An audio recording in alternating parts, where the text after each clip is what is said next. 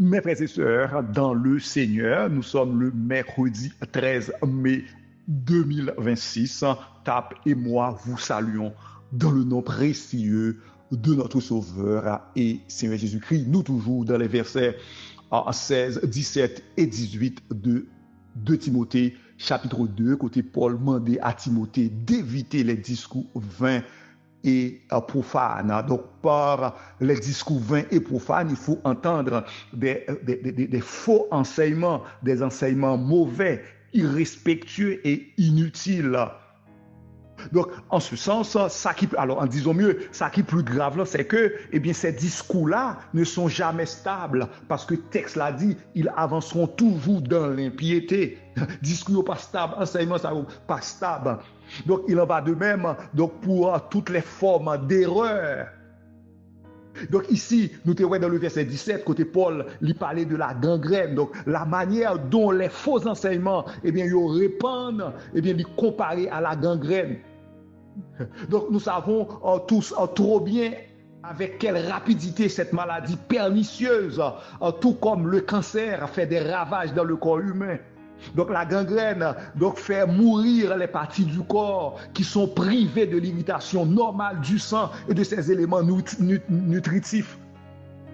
Et donc c'est pour raison ça, faux enseignement tellement grave, fausse doctrine tellement grave, la Bible déjà dans le Nouveau Testament compare donc à du levain.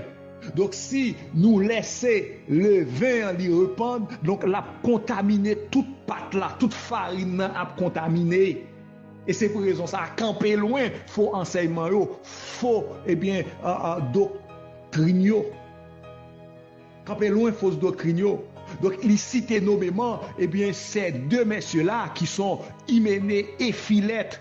Donc deux messieurs ça donc yo n'ont pas arrêté dans la vérité. Ils étaient là parce que le texte a dit qu'ils détourné de la vérité.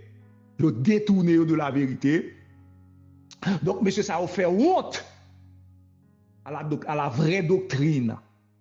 Donc, les fausses doctrines, ici, Paul mettait fausses doctrines en évidence. Côté, il dit, mais moun sa yo prétendent que la résurrection était arrivée.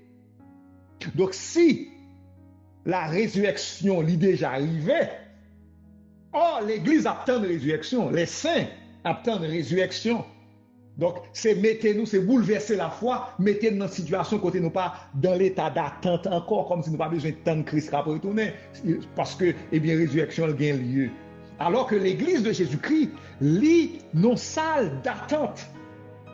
Côté nous attend le Seigneur Jésus-Christ qui paraîtra du ciel. Les morts en Christ pour ressusciter un événement extraordinaire. Et les vivants, il a transmué. Les vivants, il a transformé. Et ensemble, nous pourrons aller à la rencontre de Jésus-Christ dans les airs. Voilà l'espérance de l'Église. C'est là l'espérance de l'Église de Jésus-Christ. Notre espérance étant que le peuple de Dieu, c'est notre espérance. Donc, disons que la résurrection, il y a lieu, il y a lieu, il y a arrivé. Donc, où est? Où est? Nous sommes capables de dire, attendons-nous là. Ça n'a pas là, ça n'a fait là. Ouais, ça n'a fait là. Alors que le Seigneur mettez-nous là, il dit nous tendre la vini, il fait promesse la vini. Et lorsque nous lisons Timothée chapitre 1 Thessaloniciens, pardonnez-moi, 1 Thessaloniciens chapitre 4, verset 13 et suivant, il explique nous comment ça a fait, comment la résurrection a fait, les morts en Christ pour ressusciter. Premièrement, les vivants, il a transformé. Ensemble, nous pourrons aller à la rencontre de Jésus-Christ dans les airs, qui a introduit nous dans le ciel. Ça la Bible dit. Alors que il y a des hommes du temps de Paul, du temps de Timothée, du temps de Timothée, donc ces hommes-là, donc il y a parlé, dit que résurrection est en lieu, résurrection est en Jésus-Christ est en tournée, tout ça. Donc c'est pour être capable de renverser, bouleverser la foi chrétienne. Et c'est pour raison ça, mettez-nous en garde contre ces hommes. On va faire nous grâce Seigneur pour que nous soyons capables rester attachés à la saine doctrine. À ça la Bible dit, c'est pas tant des monde, c'est pas prêter foi à monde, Seigneur. Eh bien, qui pas connaît véritablement, mais aidez-nous, Seigneur, pour que nous capables de rester dans la foi. On va soutenir, nous va éclairer nous, on va fortifier nous, Seigneur, et permettre au Dieu que nous vivions dans la droiture, dans la vérité. C'est prier nous, au nom de Jésus. Amen. C'était pasteur Enel Toussaint. Que le Seigneur vous bénisse abondamment. Amen. Gloire à Dieu. Amen.